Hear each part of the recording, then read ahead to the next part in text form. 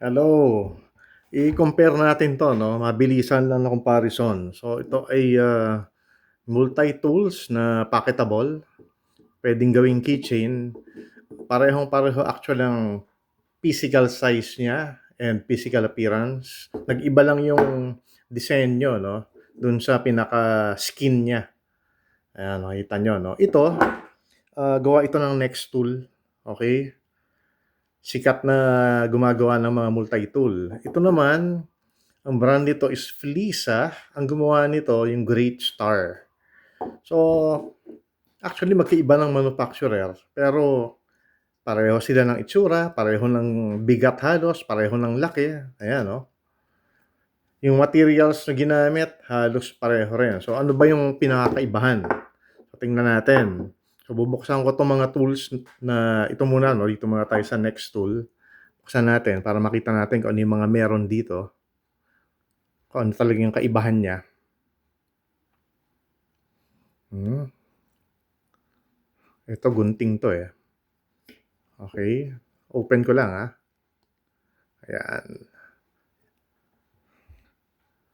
So, ito yung mga tools na meron itong Nextool. So, meron siyang, ito pang ano 'to 'no, hindi ko alam kung anong tawag pero parang hook blade siya, na 'pag may bubuksan kang mga packages, igaganon mo.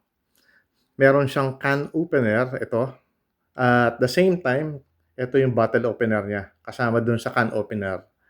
Meron siyang file, dalawang klase. Merong pino, merong hindi masyadong pino.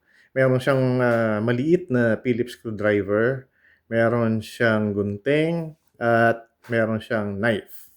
And at the same time, meron siyang, SIM card, remover, ito. Para sa mga telepono, yung SIM card tutusukin mo yung, butas na maliit para matanggal mo yung SIM card mo. So, ito yung next tool. Ngayon buksan natin, tabi ko muna 'to. Buksan natin 'tong gawa ng Great Star, itong Fleesa.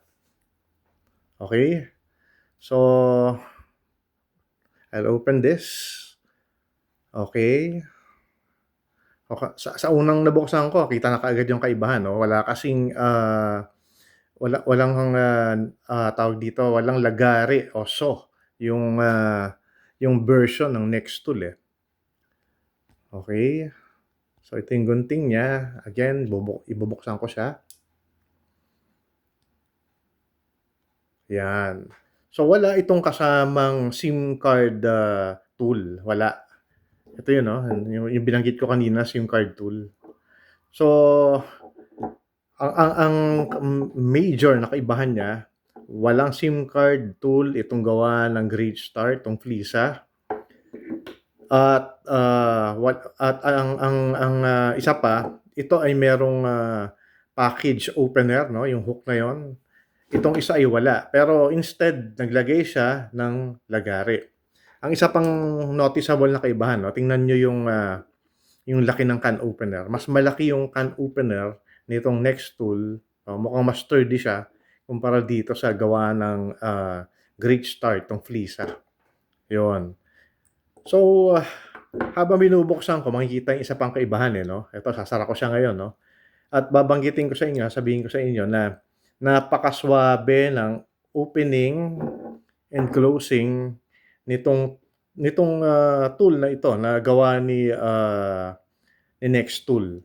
So, ano siya 'no, very smooth yung kanyang opening and closing action.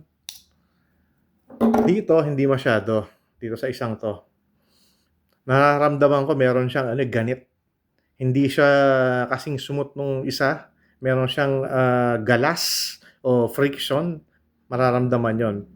Pero siguro in due time, kakabukas sara mo, kakagamit mo, baka mawala din yon. Pero,